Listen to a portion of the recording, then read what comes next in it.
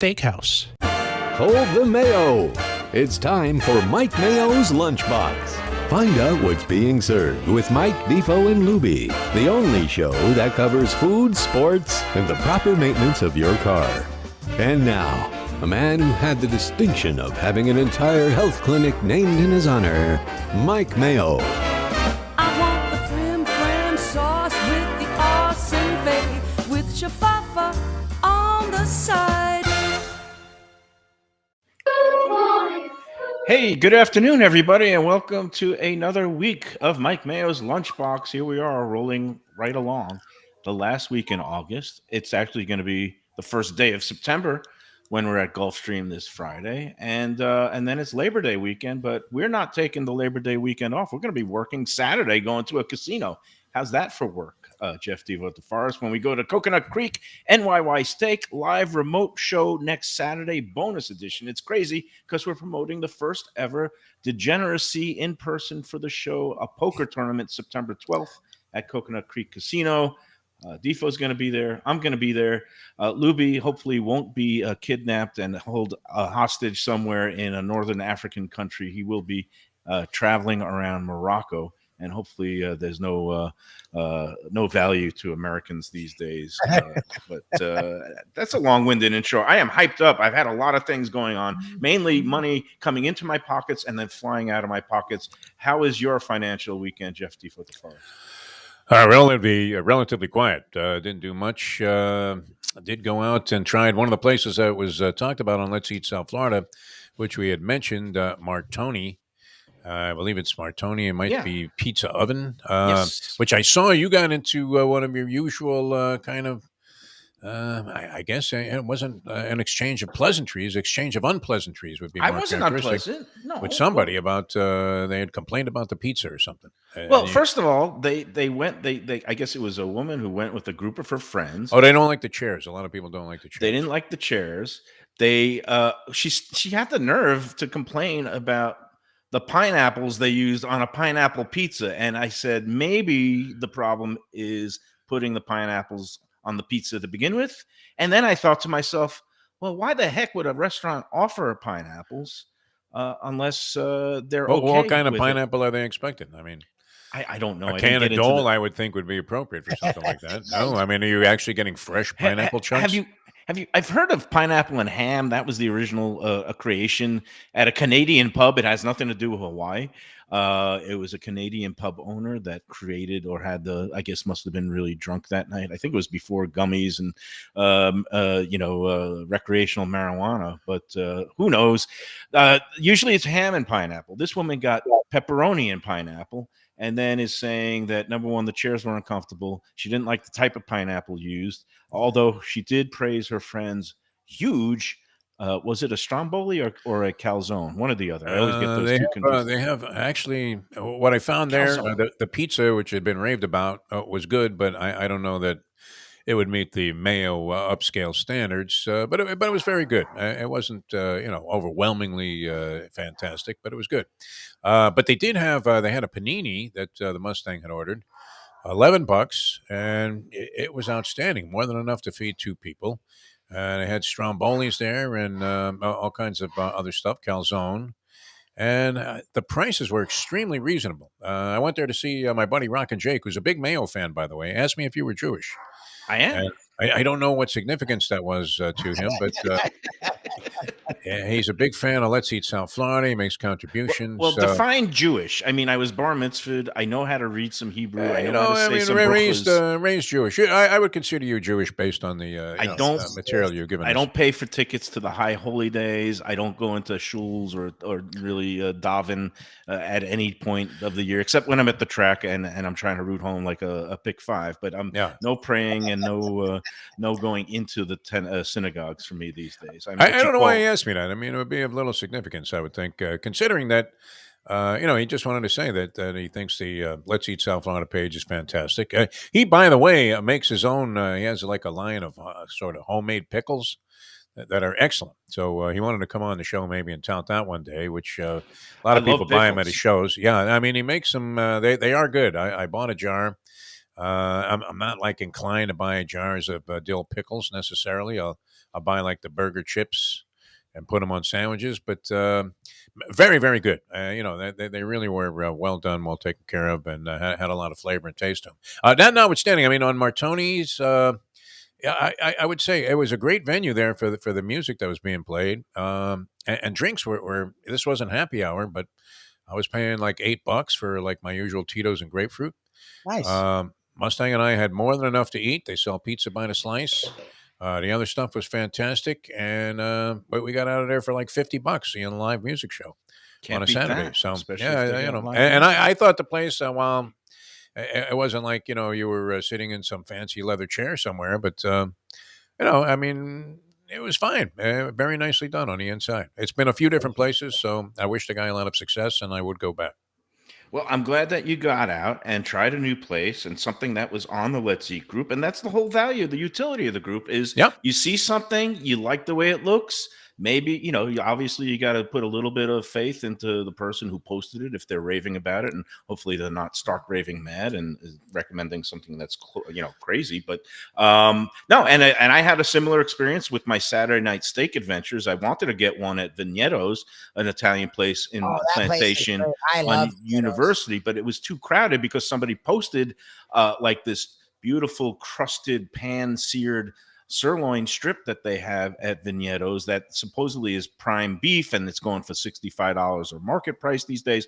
That post last week, a guy named Michael Lichtenstein posted about it, and it looks so good that it had 150,000 views, which is kind of even bigger than my Dogs at Publix post. I think it was running neck and neck for the biggest post of the week last week on Let's Eat. But that Vignetto steak looks so good. I went over there Saturday night it was actually before I had to pick my daughter up from the first football game of the season, the official one at American Heritage. And they put a hurting on a visiting team that was coming in from, I think, the Maryland area, St. John's. They won 45-20. Heritage did. I saw that St. Thomas lost, so that was an early blow. Chaminade won, big showdown, early season showdown. Chaminade versus American Heritage. I think it's September 15th. I think it's the same night as Rosh Hashanah, so nobody consulted the Jewish calendar on that one, but I might have the dates wrong. But anyway, there's your high school football wrap up. But I ended up Vignetto's was too crowded, so I ended up going to Vivace, which is another Italian place that also had a really good steak. And I'll get into more of that later. And again, I found an old friend, a guy named Tommy, who used to work at Tropical Acres, and he's been a long time bartender around town, and he has a nice following. Anyway, he got hired as a manager there. And it was good to see him. And of course, they threw the kitchen sink at me. I got the Mayo treatment. I didn't ask for the Mayo treatment. Nevertheless, they gave it to me. All right, I see that we got Dave Hyde on the line, and I did want to get to him today because, and I got a lot more to go to. I'm going to keep the contest winner in suspense, although he already knows because there was a single winner. There was no need for any tiebreakers. Oh, nice. With the double pick, there was only one person who had the correct winner of both the feature race, the 9th race at Gulfstream, and the Travers Stakes. And the name of that person was, well, we'll get to it later, but in any event, and there was a judge's ruling that maybe you'll say was a little bit controversial on my part, but we'll talk about that later in the show. Meanwhile, without further ado, a guy who I saw yesterday and who I first laid eyes on in 1989 when I first arrived in South Florida. And at that point, he was working for the rival Miami Herald when I was a Cub reporter at the Sun Sentinel. Dave Hyde joined the Sun Sentinel a few months later after I did, and then has gone on to fame, fortune, stardom, books, and universal love, as opposed to me, who's ended up despised, ridiculed, and now here on this daily podcast with Jeff DeForest. And You each found your calling. Yes. Is what you're saying. Stuffing my face with various foodstuffs. Dave Hyde, Everybody welcome. follows their natural path. He found his path. I found his. You found yours. Here, Lubie and me. Yeah. Dave Hyde, how are you today? And have you recovered from that big pre-80th birthday bash for our friend Bonnie DePacio? I am. I hoping I'm looking as well as she did at 80. I don't believe she's 80. I think she's like up to make everybody say, "Wow, you look great!" Right? Yeah, no, she's 79 plus because the actual 80th birthday is not coming until next week after Labor Day. I believe it's September 6th, and she's going to be visiting her son up in North Carolina. And so we had, of course, a nice gathering yesterday of all these people from various parts of her life, but mainly a lot of old Sun Sentinel folks. Not old, I'm saying just people from back in the day. Yeah, No, it was We're old. It was old. It is old. Everybody looked pretty old. Yeah, we're getting older. But It like looked you like said, you guys were writing for the Century Village Chronicle at this point. I do From the have to pictures say, I saw. you went through what I've done in my career and what you've done in your career. If the essential idea is man as food gatherer, you win. You like to Yes. me in that regard, you know. it's amazing because I am a hunter-gatherer, but I don't use a gun or bullets or any kind of fishing gear. I just somehow it lands in front of me. I go in places like It's a this great white gavel that shark. he wields, Dave. I mean, this gavel. They fear him. It's not love. Well, we've seen that. I mean, his irascible respect. personality is enough to alienate most restaurant owners, but they fear him, so they bring him everything when he comes into a place. Hey, Dave, You should have seen the Dolphin players. They feared him too back Yes. in the day. Yeah. I don't think they feared me. They kind of ridiculed me and had nothing but contempt. But anyway, before we get into football and food and this column you wrote the other week about the best NFL travel cities, about in terms of what for the best fan experience and NFL history and things like that, and I want to kind of turn it on its head and maybe run down my picks for best NFL traveling cities when it comes to food, and the top and the bottom would maybe be reversed. But before we get into that, tonight, the Lunchbox, we're doing a pre-taping show with one Dusty May, the head basketball coach at FAU. And I didn't know if I like to do my homework before we do shows with various people and find out things. Have you dealt with Dusty May much? Do you know much about him in terms of, is there any kind of vignettes or things I could ask him about or should ask him about to either make him look good or I don't want to embarrass the guy, but what do you know about Dusty May and what would you ask him if you had a session with him? Well, I got to know him last spring at the start of the whole Final Four run. I did a column on during the regular season when they were winning 20 in a row. Yeah, 20 in a row. And then before they went to the Final Four, I showed up at a practice Monday. I couldn't get anybody on the phone. I just showed up at a practice. And they said, "Oh, come on in." They're in the middle of practice for the Final Four. Yeah, come on in. Then Dusty May walked me back to his office and gave me a tour, basically. Here's what's interesting about what FAU, it kind of sums up FAU. He walked in his office, he goes, "Oh, it's quiet." And I said, what do you mean it's quiet? He goes, "Well, here, I'll show you." And we went upstairs right above his office. There's a small practice basketball court. And right where his office is, where his desk is right below a net. So the ball bounces down. off his office. And so I would ask, I'm going to ask him at some point, as he got that hoop moved, did he go to the Final Four, give him some power to move? So it's like the kids, like when you like the home office in a garage and it's next to a home backboard and the kids from the neighborhood are just like playing and knocking against the wall all day. And that to me, it kind of there were a lot of other great, he's a great story. He was a Florida assistant and he came to the interview in FAU, obviously in Delray Beach, and he wasn't going to take the job till he drove down Delray Beach with his wife. And he goes, "Oh my God, it's beautiful here," but you can talk about some of the things they didn't have compared to the major problems. Right, and I know the FAU campus is in Boca. Delray is right next door. He might be living there because that's the happening place, as we know from the Best of Delray. He rode his bike to work every day. Oh, cool. That's a good lifestyle. That's a nice. Their office was so small that if you got him and the assistants had agreement, you walked outside, literally outside, to take a phone call because it would disturb everybody else. Right. Oh, well, it's kind of like there you go. The setup in the. Dusty Man. It's like the St. Thomas University where the Dolphins used to train, and we were all in that little motel room, and everybody would have to go outside with their new cell phones at the time to get any kind of scoops going. Dave, well, thank you for the intel on him. That show we're going to be doing at Talia's Tuscan Table. It's still on, right, Lubie? We are on. We're good for that, and that's going to be airing on the Lunchbox this Thursday. We got a busy week here, I guess the other reason is because he worked under Coach Mike White at UF and his brother, Mike White's brother, Brian White, not related to the Brian White we know, former Sun Sentinel sports editor, but Brian White is the athletic director at FAU. So there was that brother connection that got him down here. All right. Sorry for all the sports talk, all you eating people out there.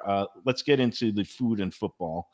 All right. You did a list a couple of weeks ago about best places to go for road trips for watching NFL games.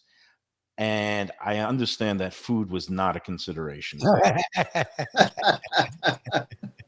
Well, I mean, I did mention, I think when you go to Buffalo wings make, it's a good trip to go with a group of people there. But come on, let's be serious. There's not gourmet buffalo wing. I get there's a difference in buffalo wings, but you can find a good buffalo wing in any city, right? You should be, yes. But it is a good way to salve another Dolphins crushing loss at the end of the season, is going to Frank and Teresa's Anchor Bar and drowning your sorrows with lots of beer and hot wings and maybe some of their good Italian food too. But and we did a few of those. Which we did many times. In fact, the most memorable one was when Alex Marvez had somehow a whole tub of hot sauce spilled on him. I think I did that. He was wearing hot sauce. So a lousy waiter or just poor eating habits? I don't know. He wasn't happy. I don't know. Did I have anything to do with that? Was I sloppy drunk or something like that? I hope not. You'd have to. I just remember him. I can't remember everybody at the table or how it happened. You have to ask him. Maybe it was you, Mayo. I do remember you sloppy drunk in Japan. Yes, I think we've gone into that before. We don't need to revisit that, do we? Well, okay. So, but your top pick was Green Bay for the history, Lambeau Field, yada yada yada. But how would you factor food? And again, Defo is like saying, "Why are you going to have Hyde on? He hates food. He doesn't know food." Actually, Lubie was saying that. He doesn't hate food. He's openly told you every time you have him on, you try to go the food angle, and Hyde says, "Look, I like beer, burger, and I do my stories. I love you." I'm not a foodie. I think you go a little far when I say I hate food. I mean, I like food, but not to the degree of having a food show. Okay, I mean, right. There's moderation here. So I said we can still have you on because, not knowing much or not being very adventurous about food hasn't stopped Defo from participating in the show. I took a shot at Defo. I love taking shots at Defo. I'm going to turn it over to Defo now and let him ask any kind of food football question to Hyde. Food football. I like it. That's some intro there, Mayo. Jesus. The other day we were on a show and he's stuffing his face while he's eating after asking the first 50 questions in an interview. And then he doesn't know what to do because he's got his mouth full of food, Dave. And he goes, "Hey, why don't you ask him a question about the tuna salad?" Like, boy, that's a way to hand it off to a guy. That's really great. I have a question. I actually had a question for Dave that I wanted to get in here. And do you find that the demise of the Dolphins, where they haven't won a championship in years and years, and they really haven't been all that great since 1999 when Marino retired, does that correspond with the time when they started charging the media for food when you had the pregame meal? Because I know they went from having a freebie to like $5, and I want to say that is it coincidence that corresponding to that decision, they haven't been very good since? Do you think it has anything to do with it, or are they unrelated? I let you finish the question before saying that's completely wrong. The Dolphins are the one team that has never. Oh, it's still free? Yeah. Oh, okay. Yeah, it is the Marlins. Free lunch in sports still. Defo. Oh, wow. And you would know that if you ever came to the press box. I don't. I'm not a press box guy. I used to, when I went to the games, I wanted to sit in the stands. I didn't want to be in a press box there where you couldn't say anything or do anything because I usually had action on the game and I wanted to be yelling and screaming. But I thought they started charging for it. I guess that was the Marlins. Right? They put a $5 tab on there. No wonder nobody goes to their games anymore. They got to make revenue any way they can. Well, it's not just the Marlins. It's pretty much across the board. Every team that plays the Heat do, the Marlins do, the Panthers do. Any team that plays 80 to 160 game charges. Okay, so. Yeah, and it got that way because all of a sudden it's like these journalism editors got religion and they wanted to have us hew to these very strict ethics policies, and they didn't like the look of basically sports writers for a newspaper getting, paid off, well, not paid off, but getting a perk of free meals, which I said, forget it. I'm not going to be a sports writer anymore. And I went right to food. So. Where he was That getting was the incessant line. free meals. That Yeah. was the line. Mayo said that they're not giving me free food. So I'm it was out. Mayo it affected the paying for the food in the press box. Oh, Although man. that would be another show for you. What, like football? You could spread it out. It'd be harder to know. But football, what football team serves the best pregame spreads? Yeah, I was gonna say And, that. and they're like Los Angeles, the Chargers, and I guess I've only been there for a Charger game. Very good. That might be number one. What Really? do they have? Sushi and stuff? Is it like very Yeah. California-ish? They have a whole array of options. And my being prepared for this interview, and I don't remember what they all are, but yes, there's sushi. There's all sorts of Mexican food. There was Italian. There's just different stations you could go to and eat. That sounds nice. That sounds like the old Honda Classic and Doral. You remember those? Yes, yeah. Were fast. That was some living there. I haven't been in a football press box, for over 20 years, which is kind of crazy. So I can't really speak to anything current, but 20 years ago, I know, I remember that Philadelphia always had a good spread. They had some bagels, lox, and cream cheese before the games. And then at halftime, they would have the various cheesesteaks and assorted goodies. And then also Kansas City and Dallas, I recall having very good spreads, usually involving barbecued meats. So those were the what they do in Boston is they always have a nice spread. Then they have clam chowder, but they always have some local. If they're playing the Dolphins, they have a little Cuban sandwich or something like that. That's a nice touch. I like that. All right, getting back. So, all right, if you were to re-rank your top 5, let's say, in terms of NFL visiting cities, and throw out the history and the garbage like that, the field and the aura, and just make it based on food, not that you necessarily care that much about food, but like you said, you don't hate food. What would be your top 5? You mean, so what you're really asking, what are the top 5 food cities in America? I mean, guess. Right? Yeah. But it's personal. Okay, all right. Look, if you're strictly for food, would New Orleans be one in the NFL? Would it be number 1? Yes. That It is on probably my be list. hard. It'd be hard to top that, I think. Are we including Miami? Yes. and Florida. Yeah. Here's my thoughts. It's like the Super Bowl. Okay, my line on the Super Bowl is, it should only go to places where you can eat a fresh grouper sandwich. Okay, meaning Right. it's warm. You're on the water. They keep it out of Indianapolis and New York and places Minnesota. that's cold. Okay. You can get some perch, like frozen ice fishing soda, or some herring, maybe. Well, number 2 for NFL, Boston. I like Boston. And would that be number 2?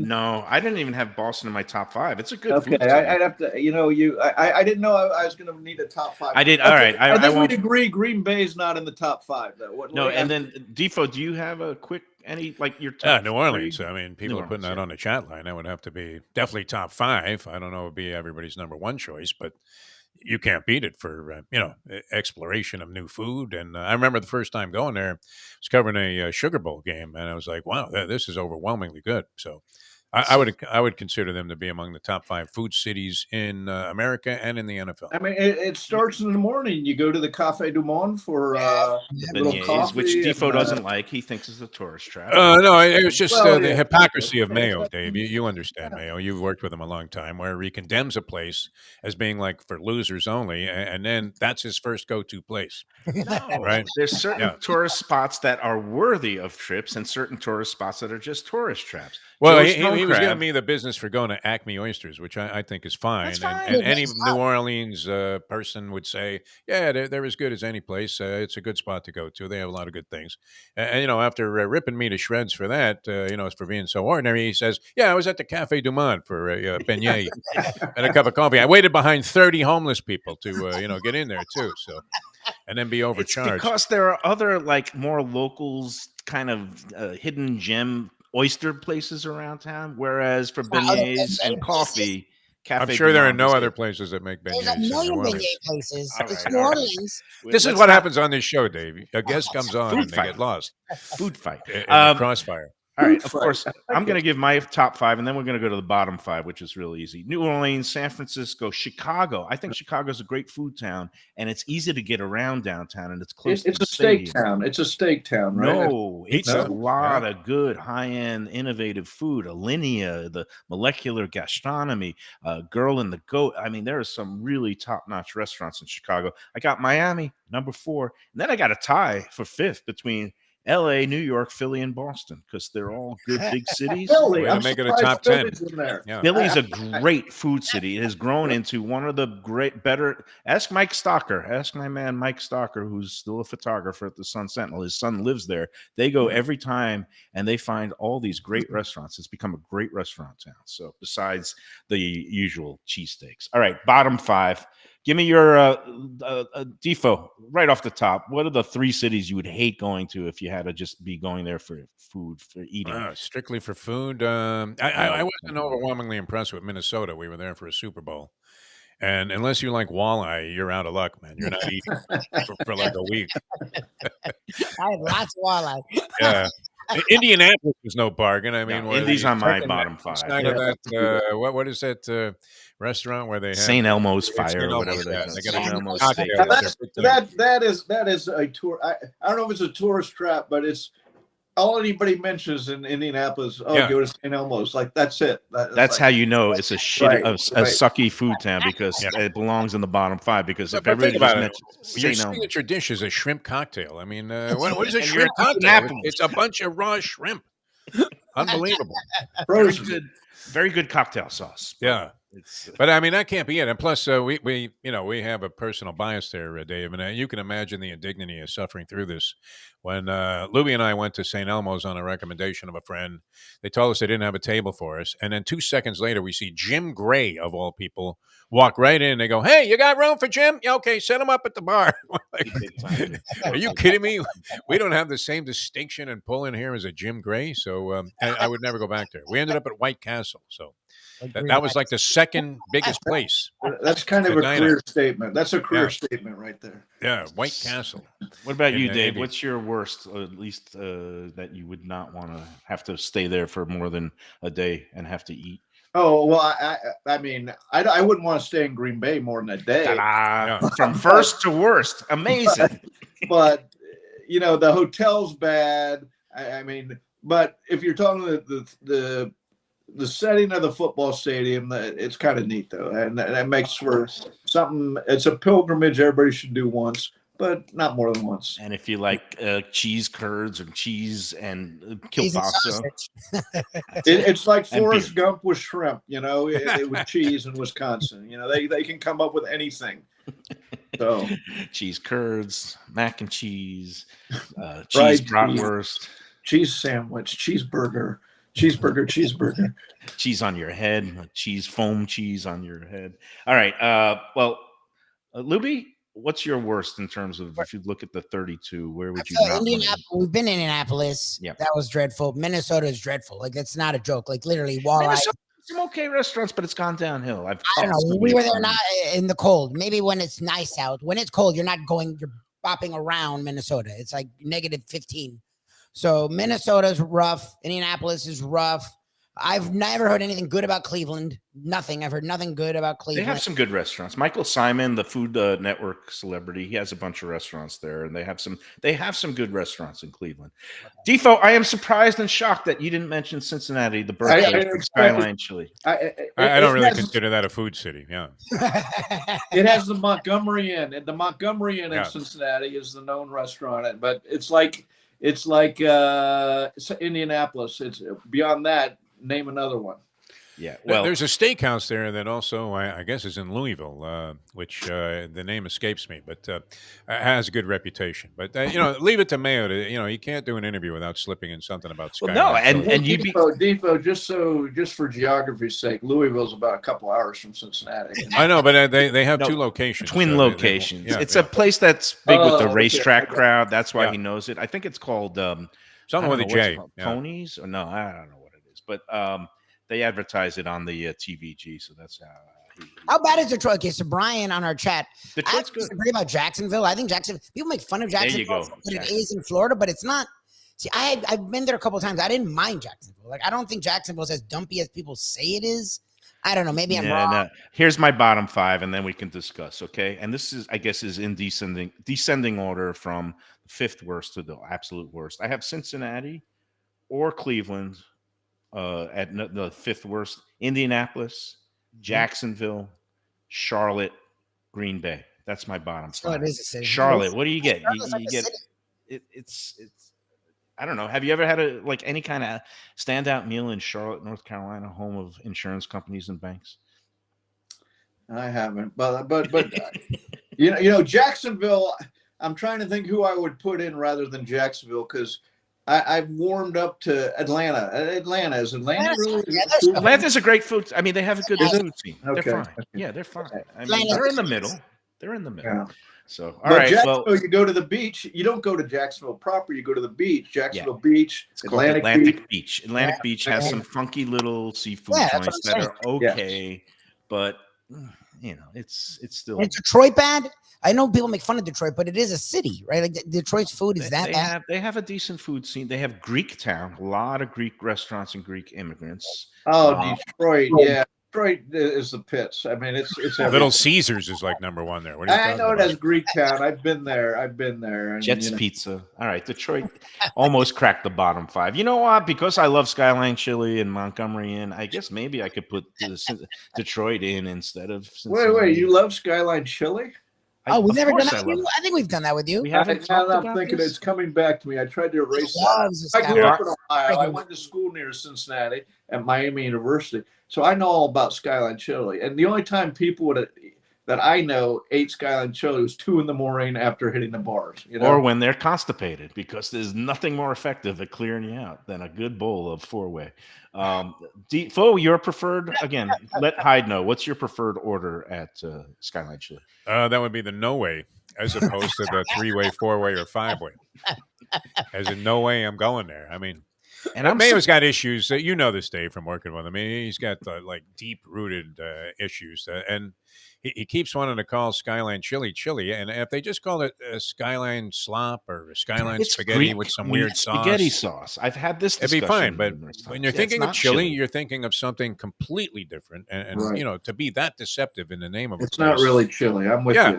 I'm surprised at you, though, Dave Hyde, native Buckeye, Ohioan, and friend of Brian White, our former sports editor, who is now once again in the Buckeye State as the sports editor of the Columbus Dispatch.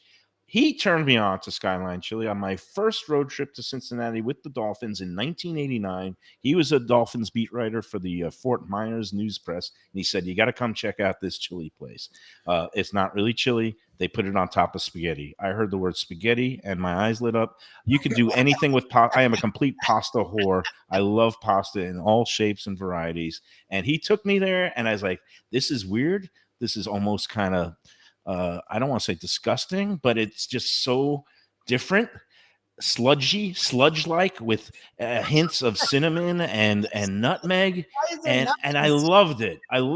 It was so different. I just fell in love at first. I guess this is your guilty food as a food critic, because you referred to it as diarrhea and disgusting in the 5-minute sludge-inducing, yeah. And every time I walk into the lone remaining Skyline left in South Florida, that would be the keywords there being lone remaining, Dave.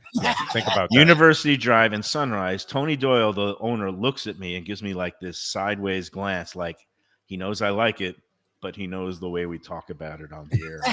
Oh yeah, they watch. It's not his fault. I mean, the guy's a good guy, and they run a good. If you like it, you like it. It's just strange, yeah.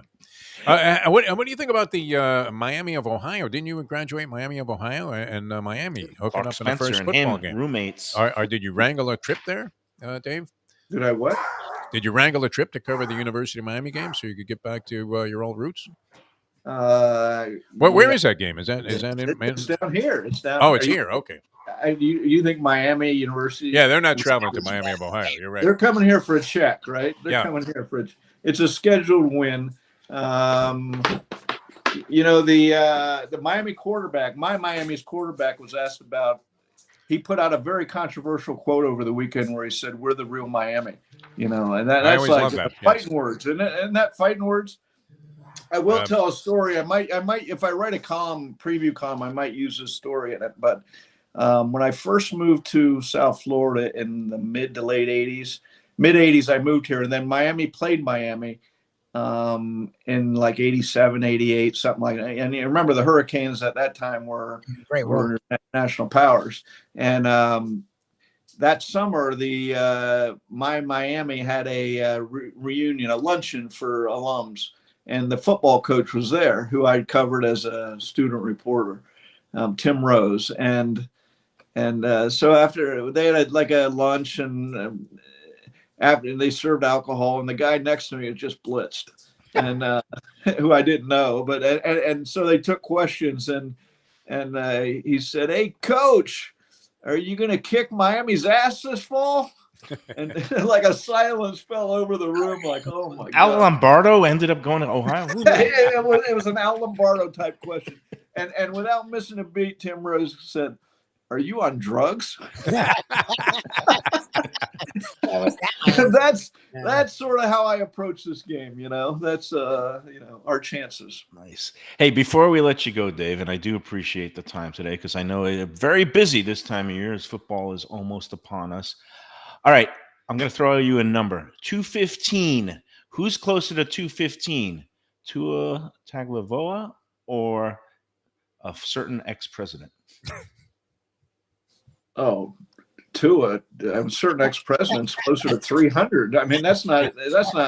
I'm just guessing he's like high over 250. I mean, he put 215 on his intake form for the prison. Right. But Tua, again, people have been expressing alarm about his weight and eating habits. What do you make of this? Have you seen him in the flesh, and is he doughy like me, or is he looking muscular? Tua? Yes. We're talking about? Yeah. That's like the ex-president. He was always thick last year. He's thicker, and to the point of, when is too thick? When is he too thick? Now, he was never fast. He's a slow quarterback. Okay. And he was never big. So I guess what we're talking is extra padding for hits. Extra protection. Does it go up to the brain? That's because I got it down here in my chins, but it doesn't really come in. There's no layers up there. No headstands. Headstands don't help. No jujitsu for me either.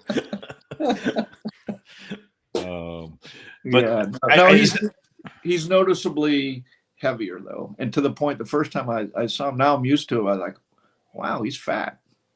They list him at 225. You think he's closer to 240, or what am I, a carnival barker here, man? I'm absurd. You're right. I don't know, but he looks heavier. He's noticeably heavier. When they say put 20 pounds on, that's a legitimate 20 pounds he put on. Right. And do you think that is going to help him in terms of absorbing hits or anything like that? Or let's go to the bottom line question. Are you surprised that he's still kind of the guy and that they haven't gone in another direction based on what they've seen and his, I don't want to say fragility, but just he's one concussion away from basically retirement, right? I wrote a column for tomorrow's Sun Sentinel talking about the danger, look what happened Saturday night with the Dolphins. They stopped the game. They ended the game because a guy got carried off on a stretcher. And I write this column every year. I mean, sort of end a column at the start of football season. Say, what does it say about America that this is America's sport? Where danger isn't a blown out knee like basketball or Tommy John surgery, but paralysis and borderline cardiac arrest. And that's just on the field. Then you get into concussions effects when you get 40 years old. So am I surprised the Dolphins didn't move on? No, I'm not surprised because you have to look at options at this point for them. They're all in on Tua. Okay. And look, everybody hopes he stays healthy. Okay. Nobody wants a scene like we saw last year where he's stumbling off the field at one game against Buffalo. He can't get up and he falls back to the field. And then tells everybody it's his back. which come on, seriously. He probably thought it was his back. That was the problem. He could have. And then the next week it's Cincinnati, which was just a horrific scene of him being carried off the field. And you know, I believe him when he said he considered retirement after the season, because anybody would have considered retirement. But you have to look at the practicality. He is one healthy season away, one good season. If he takes the next step in his development and is a lot more consistent in games, but if he takes the next step in development and stays healthy, he's looking at a, you know, $45 million a year salary. I mean, and so there's the risk and reward of it all right there. But I'm not surprised they stayed with him. I'm a little surprised they didn't go out and try to find a more veteran backup or more. But you know, they're all in on him. So we'll see how that all works out. Defo, anything else that you want to throw at Mr. Hyde before we let him go and take care of some business? All right. Well, I guess it would be the obvious question, because we're here on the dawn of the regular season. Now, the Dolphins, everybody was very excited. Of course, he freezes. Bottom last year, Dave, and yet they had the same record they did So, are these expectations justified? And do you expect them to meet them, where they are going to be one of the dynamos, maybe even supplanting Buffalo as the champs of the AFC East, especially now that the Jets supposedly are going to be great with Aaron Rodgers? Yeah, I think they have this is the best roster I've seen them have in 20 years. Of course, they've done nothing in 20 years. They never won a playoff game in 20 years. So you can throw that back at me. And the loss of Jalen Ramsey, to me, look, they hired Vic Fangio as their defensive coordinator. Star move.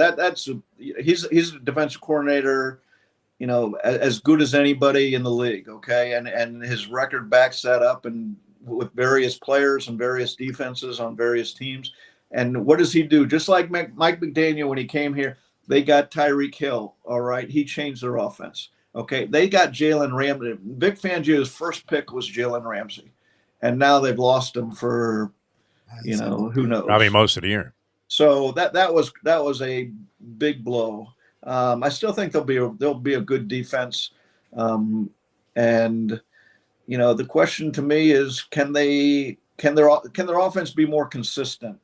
And they are such a fragile roster at the top.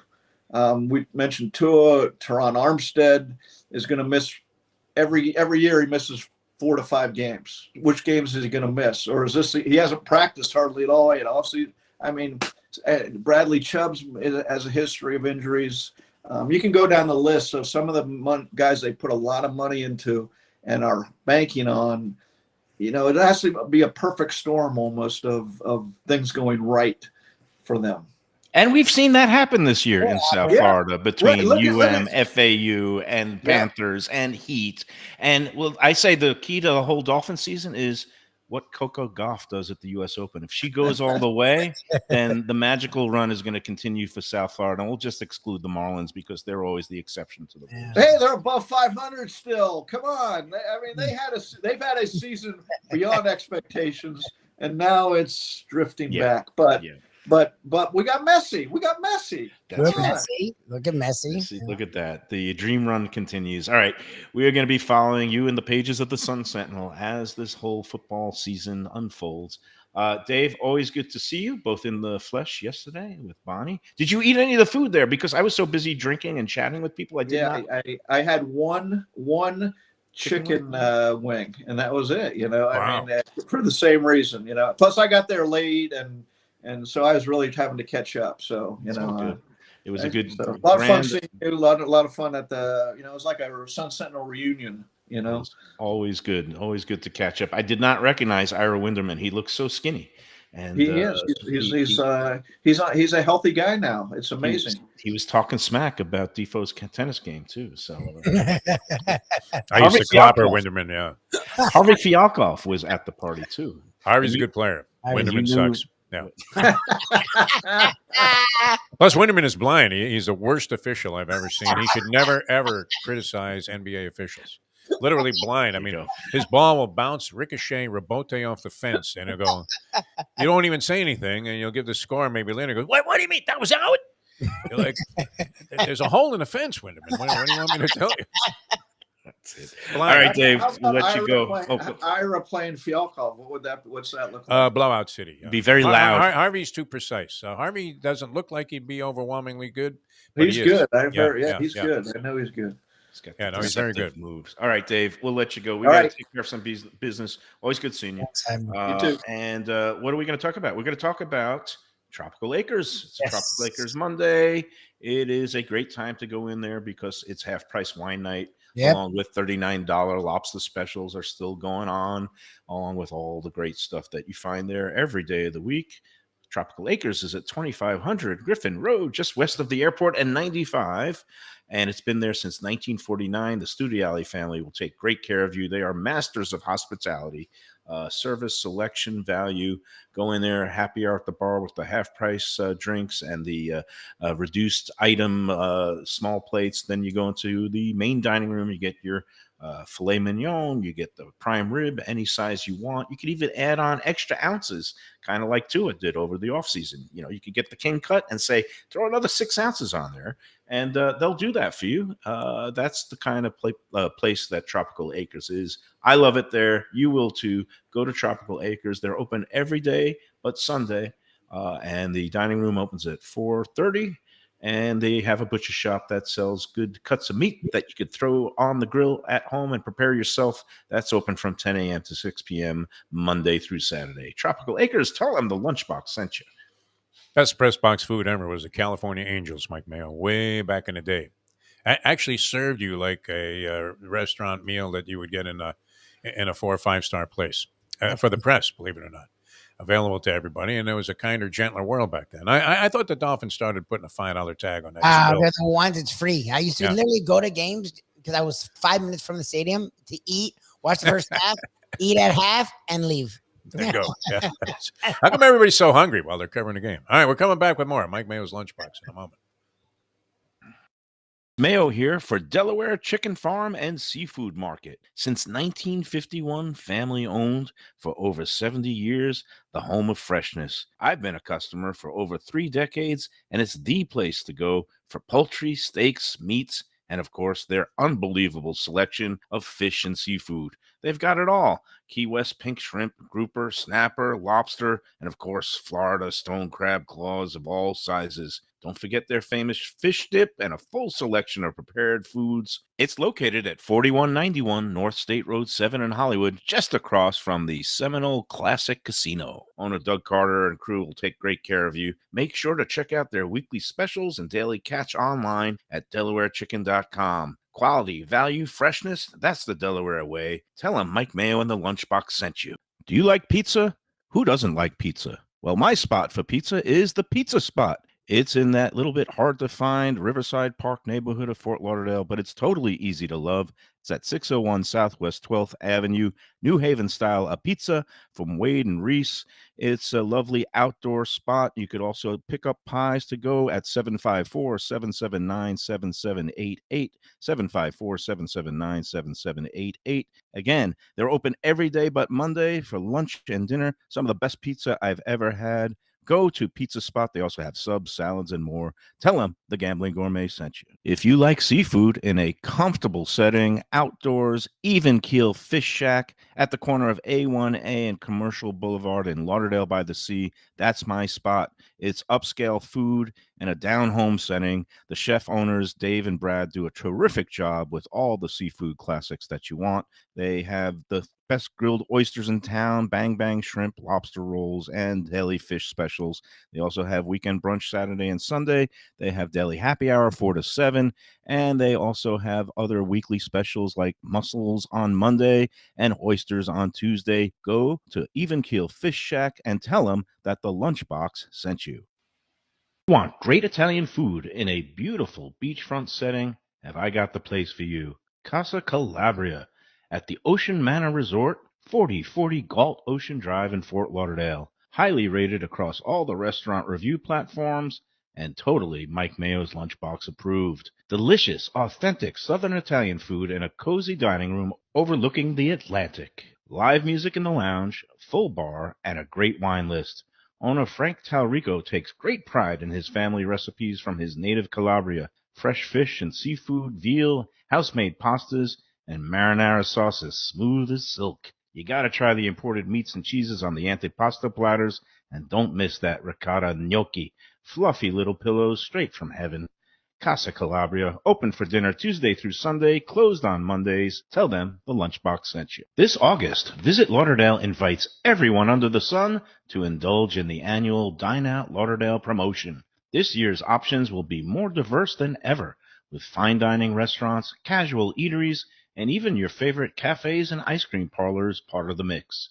From August 1st through 31st, scores of restaurants will be offering multi-course meals at discounted prices starting at just $45 per person. Diners can also enjoy sweets and treats, brunches, happy hour specials, and exclusive culinary experiences. This year's lineup includes 3030 Ocean, Foxy Brown, and Lasso Gaucho in Fort Lauderdale, Even Keel Fish Shack and Aruba Beach Cafe in Lauderdale by the Sea, Cafe Max in Pompano, The Cook and the Cork in Coral Springs, Union Kitchen and Bar in Wilton Manors, and more. Restaurants are being added by the day. For the full Dine Out Lauderdale lineup and all the details, go to dineoutlauderdale.com. We're back on the Lunchbox. We're going to have to maybe go a little overtime today to do all our business that we need to do. First couple of notes, good and welfare. Well, first of all, Dine Out Lauderdale is going on, and it has been extended Nice. all the way. All the restaurants, they just announced before the weekend that apparently all the restaurants that were on board will be going through the end of September. So you can go not in such a rush this week because it won't be ending until September 30th. So dineoutlauderdale.com and visit lauderdale.com/dineout for all the details, where you get all those great multi-course dinners and other things like brunches and all kinds of other goodies. I guess Jackson's Ice Cream Parlor and their kitchen sink for one will be available all through September. That's good news for diners out there. And we'll see you out there at some of those restaurants. Again, visit lauderdale.com/dineout for all the different restaurants around town that are going to be taking part, more than 100 of them, in I think it's like 20 different cities in Broward. So that's something. Now, also good and welfare, our friends at Pizza Spot are going to be off this week. They're not going to reopen. Wade and Reese are taking their little break. They do that every 3 months, and I say good for them, because everybody needs a little refreshing now and then. And they're going to be gone this week, not the day after Labor Day, but Wednesday, September 6th, will be their first day back. We welcome back to operations and serving is Cafe Seville. Joey and Sally took a great road trip up northeast. They ended up spending a little time at you guessed it, Saratoga Racetrack. And but they're back. Cafe Seville reopened there for a little break on Friday night, so that's good. And then in terms of good and welfare, we've got Get Well Soon to Heather. That is Tom T's trusty assistant at Tom's Louisiana Kitchen. She has a number of health issues, and I urge everybody to go onto Tom's Louisiana Kitchen Facebook page, and you can get details if you want to chip in and help out with some of the medical expenses that Heather is incurring. I know that I was able to get on there and send a little something from one of my hits. I did hit some races Friday night, and that was good, and that went to the Heather Fund. So get well soon. And also tomorrow we're going to be at Gilbert's 17th Street. Defo, you're going to be coming out to that. I always enjoy that. Yeah, I hope Lenore's in good shape. Well, Lenore, talking about good and welfare, she has had also a couple of things going on. She is back home out of the hospital. She is not back to work yet, but we're going to be graced with the presence of her children, Beth and Richie, who run Gilbert's along with Lenore. Great people, great people. And of course, Beth's husband, Corwin, is the chef there. So we're going to be eating all kinds of goodies there. If you want, come on out and meet us. Have some lunch at Gilbert's 17th Street Grill. It's right there in that Cordova shops there, just south of 17th Street and Cordova Road in Fort Lauderdale. great place. And we love going there for our monthly visits. And of course, we've got Wednesday, even keel. Brad is apparently going to be there too. Look at that. He says he is going up to Ohio that evening, so he's opening that day. He's going to be taking also Nice. a little R&R, and but it's been a long time since we've had Brad in the flesh on the show, so I'm looking forward to that. Thursday we'll be doing the taped interview with Dusty May. We'll see what he knows about food or if he cares, and then Friday, of course, Gulfstream Park will be great. Saturday, NYY Steak at the casino, Coconut Creek Casino.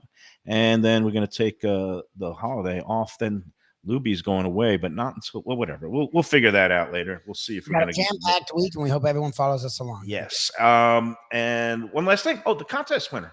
Oh, we got to do another break too. How about I'll stretch this out all the way to the end. No? Okay. Congratulations. It was one winner. The only person who got both. Well, first of all, the restaurant was Versailles, obviously, because we're talking about Cuban restaurant in Miami, Versailles. Oh, and how about I went to a place called Tutu Tango in Orlando this weekend. It's good. And they had the place was okay. We went to a brunch place yesterday that was great. But one of their things was Cuban sliders, and they had salami, and they had freaking Genoa salami on it instead of ham. I almost threw it against the wall. That's it. And you're on the other side of the state. That's kind of like Orlando is more on that west-ish. It's not South Florida. That they stray to the Tampa side of the street. So who was our winner? Sorry for throwing you off. Who was our winner? Okay. Stephen Eckert. Thank you. He got Versailles. He picked the winner straight up of the Gulfstream 9th race was number 7, the favorite, Slim Slow Slider. There was a scratch. So if you had the number 2, you were also eligible to go forward to the second, the tiebreaker being the winner of the Travers Stakes. And Stephen Eckert, who's been in the hat, he says like 14 times without getting picked. He avoids the hat because he was the only one to get the Gulfstream winner and number 2, Arcangelo, trained by Jenna Antonucci, who is I guess, Gulfstream-based trainer much of the year. And now is racking up all these impressive victories. Arcangelo is now, I guess, the leading 3-year-old in contention for Horse of the Year and 3-year-old of the Year honors. So congratulations, Stephen Eckert. Job well done. All right, let's take our last series of breaks, and then we'll get out of here on the Lunchbox. It's Mayo for Gilbert's 17th Street Grill. You know me, I love family-run places with quality food at fair prices served with passion and pride. And that's why I love Gilbert's. For more than a decade, Lenore, Beth, and Richie Gilbert have been serving up the best burgers, wings, ribs, salads, and desserts. It's a fast casual spot. Everything prepared fresh to order from an immaculate open kitchen. They're at 1821 Cordova Road in Fort Lauderdale in the Cordova Shops just south of 17th Street. Open every day but Sunday. One of my favorite burgers in South Florida. Big, round, juicy pucks of 100% Angus beef, char grilled to perfection. And don't miss the sweet potato fries on the side. They're legendary. Go to Gilbert's, feast, and be happy. Tell them the Lunchbox sent you. When I'm looking for some wicked good food for a wicked good lunch, there's only one place to go. That's Wicked Cheesesteaks in Fort Lauderdale. It's at 4824 North Federal Highway, just south of Commercial Boulevard and across from Holy Cross Hospital. My friend Brian there, he will hook you up with some really tasty treats. They've got cheesesteaks just like the best you can find in Philly, along with lobster rolls, because that's where he's from, Maine originally. And they have wings and pizza and everything you want to have a really good time. Wicked Cheesesteaks, they're open every day but Tuesday. Check them out online, wickedcheesesteaks.com. Tell them the Lunchbox sent you. If you're looking for a great place for steaks, seafood, and more, go to Tropical Acres Steakhouse and Butcher Shop. It's at 2500 Griffin Road in Dania, just west of I-95 in the airport. They've been there a long time, since 1949. That means they're doing something right. You'll get old school hospitality from the Studiali family, along with great value, for tremendous service. Of course, you could also go into the bar for happy hour every day, 4 to 6. The early bird special runs from 4:30 to 5:30, and they have great value all night long. Also, a butcher shop that's open every day from 10 a.m. to 6 p.m. except Sunday. The dining room is open every day at 4:30 except Sunday. Go to Tropical Acres. Tell them the Lunchbox sent you. Beach Cafe. It's a South Florida landmark, and it's one happy restaurant right on the water. Tables literally on the beach. A place where you could dip your toes in the sand, kick back, relax with island vibes, tropical drinks, and live music daily. You know it. It's at One Commercial Boulevard in Lauderdale by the Sea. And of course, it has Chef Chris Nealon and his famed Caribbean Floridian cuisine. With a huge menu with something for everyone: seafood, raw bar, conch fritters, burgers, sandwiches, salads, deli specials, and of course, that famous Bimini bread. They've got a great staff that'll take great care of you. There's something to celebrate every day. Open 7 days until late. Parking available on site. Happy hour weekdays 4 to 7 p.m. Go check out more at arubabeachcafe.com. Better yet, go in there yourself at Aruba Beach Cafe. Good food, drinks, friends, and laughter are always the catch of the day. When people come to me and say, Mike, where should I go out to eat? I got guests coming from out of town. Where should we go? Cafe Seville. That's the answer. 2768 East Oakland Park Boulevard. It's a Fort Lauderdale perennial, serving the finest in Spanish and continental cuisine in a cozy, friendly, comfortable setting. Joey Esposito and Sally, his better half, they've been running the place for a long time. It's been open since the 1980s. They got great Spanish classics like paella, shrimp with garlic sauce, and all kinds of great seafood dishes. The stuffed veal chop, that's my favorite. Go to Cafe Seville. It's open every day but Sunday at 5 p.m. for dinner. Tell them that the Lunchbox Mayo and Defo sent you. Do you like burgers? Do you like wings? Do you like late night food and sports on big screen TVs and cold beer and friendly vibe and great people? Then you want to check out Shenanigans, 1300 South Federal Highway in Dania Beach. Go to Shenanigans, you get yourself all the good stuff, the fresh fish every day, the black and grilled wings, and of course the kitchens are open late. Go there, tell them that the Lunchbox Mayo and Defo sent you. All right, we're back on the Lunchbox. A little bit of overtime, but I guess that'll do it for today. Delaware Chicken and Seafood, that's a great place to go. I urge everybody for this upcoming Labor Day weekend, if you're going to be having a cookout and chilling by the pool or hanging out with friends, you want to go into Delaware. We were there last week. We were astounded and amazed, as usual, by the deliciousness of all the fresh seafood products, including those Florida lobster tails that they have in season now, along with all the other assortment of fish. Things, of course, from Florida waters like the grouper and, things like the Key West pink shrimp is always delicious. But now they got things, coming in, that branzino from the Mediterranean, Spain, $11.95 for these whole fish. Those look gorgeous. And of course they got the steaks and the pork chops, the sausages, the chicken parts. You could throw some wings and thighs on the grill. Everything and anything is there at Delaware, 4191 North State Road 7 in Hollywood. We love them. They've been there for a long time. Doug Carter and his crew will take great care of you. Go to DelawareChicken.com. That's the website. It'll have all the weekly specials and the daily offerings. And better yet, go into the shop. They're open 7 days, and you will definitely leave a satisfied customer. And they also have things that you might need if you're, talking about, am I Jewish? Yes, I am. I do celebrate Rosh Hashanah.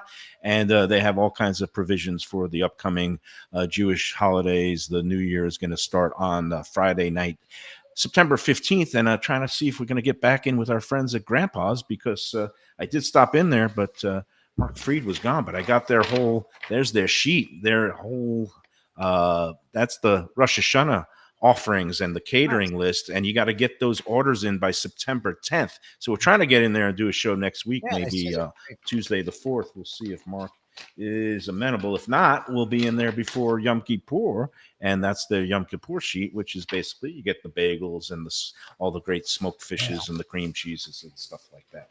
All right, Defo, what else is going on today? You got anything big planned? A little walk of life?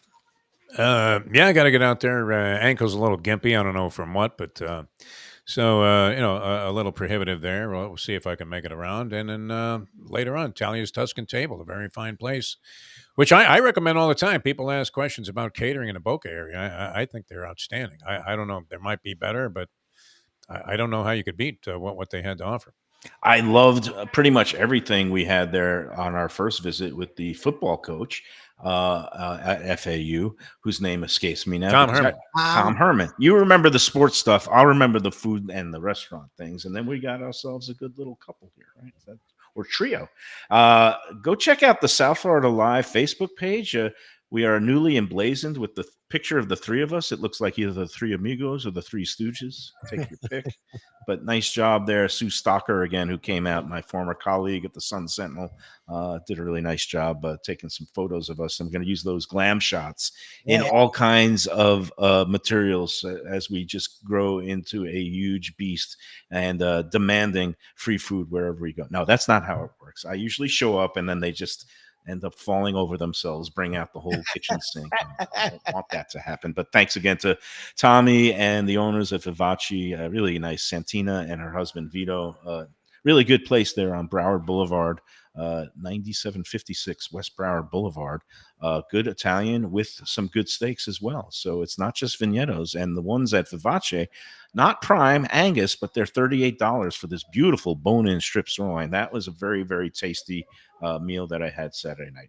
All right. And you know what? I'll detail my money woes tomorrow. Yeah, but tomorrow. all kinds of things were slamming me and just vacuuming money out of my pockets. As soon as it lands, it gets vacuumed out. But one of the things I did over the weekend, I basically, me and my daughter, we went out, we bought her first car. Nice. And you know what? It just got delivered right before showtime. It's like some people get a pizza delivered. I just got a car delivered right here to my house. So it's going to be exciting times for Natalia as she embarks on her senior year. All right.